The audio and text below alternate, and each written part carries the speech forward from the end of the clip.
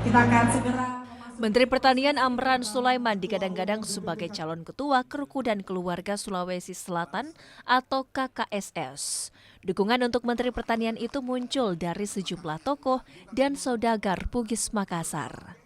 Nah, Amran saya kira dengan kapasitas sebagai menteri itu memiliki ya modal-modal fasilitas kapasitas yang mampu menggerakkan berbagai program di daerah.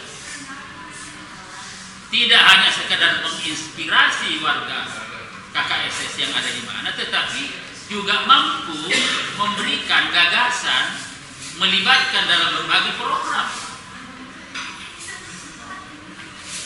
Ya misalkan bidang pendidikan, bagi masyarakat bawah atau macana ya Sulawesi, cobalah berikan sarana prasarana yang membuat orang macam. Karena itu ada pendidikan keunggulan unggul dan lain-lain. Kan ini semua kita harus dorong. Gitu loh. Nah ini jadi itu. Nah sekali lagi, ya sebenarnya adalah yang membutuhkan Amran itu adalah KKSS, bukan Amran yang butuh KKSS. Ini kita dibalik. Jadi, nah kalau misalkan Amran membutuhkan KKSS, ya ngapain?